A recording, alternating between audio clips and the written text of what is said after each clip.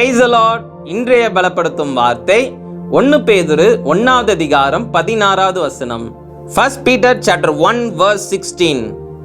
நான் பரிசுத்தர், ஆகையால் நீங்களும் பரிசுத்தராய் இருங்கள். Be holy for I am holy. ஹல்லேலூயா. இன்றைக்கு இயேசு உங்களை பார்த்து சொல்லுகிறார், நான் பரிசுத்தர், நீங்களும் பரிசுத்தமுள்ள ஒரு வாழ்க்கை வாழ வேண்டும். என் பிள்ளைகளாக இருக்கிற நீங்களும் பரிசுத்தமுள்ளவர்களாக இருக்க வேண்டும் என்று இயேசு உங்களை பார்த்து சொல்லுகிறார். அவர் ஒரு அன்பின் கட்டளையாக உங்களை பார்த்து சொல்லுகிறார்.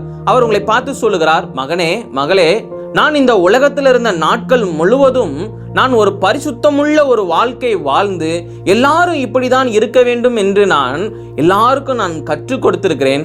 இன்றைக்கும் நான் உங்களோட கூட இருக்கிறேன்.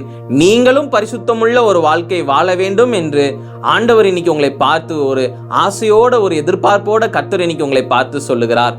அவர் எதிர்பார்க்கிறார் நீங்க பரிசுத்தமுள்ள ஒரு வாழ்க்கை வாழ வேண்டும் என்று.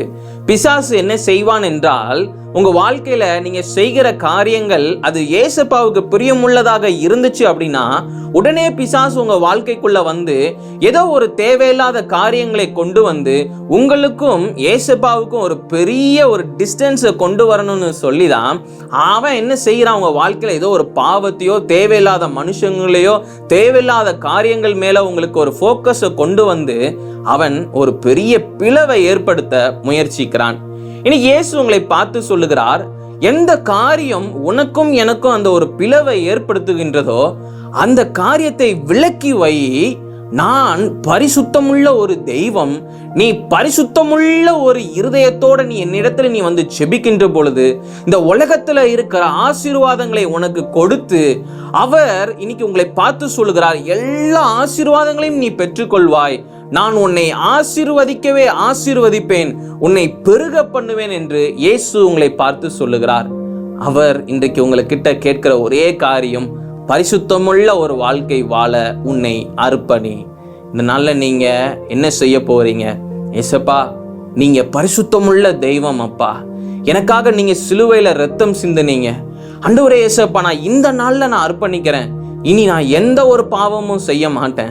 உங்களுக்கு பிரியமில்லாத காரியங்களை நான் செய்ய மாட்டேன். உங்களுக்கு பிரியமுள்ள ஒரு வாழ்க்கை வாழ நான் அர்ப்பணிக்கிறேன்னு சொல்லி நீங்க இந்த நாள்ல அர்ப்பணிங்க.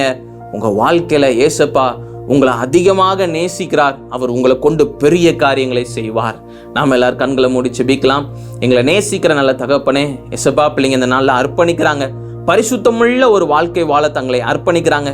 எல்லா தகப்பனே ஏசப்பா, உங்களுக்கு பிரியமில்லாத காரியத்தை விட்டு இந்த நாள்ல விலகுறாங்க.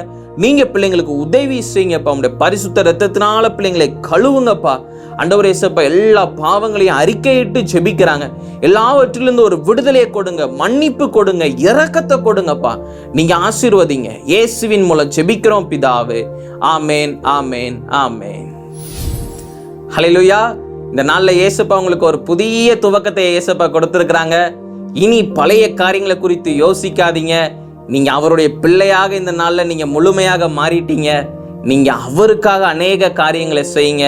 பரிசுத்தமுள்ள ஒரு வாழ்க்கை தான் நான் இனி வாழுவேன் அவருடைய கிருபையினாலன்னு சொல்லி நீங்க தைரியத்தோட நீங்க ஏசப்பாவுக்காக எல்லா காரியங்களும் செய்கிறதுக்கு நீங்க முன்னாடி நீங்க வருகின்றதுனால அவர் உங்களுக்கு உதவி செய்கிறார்.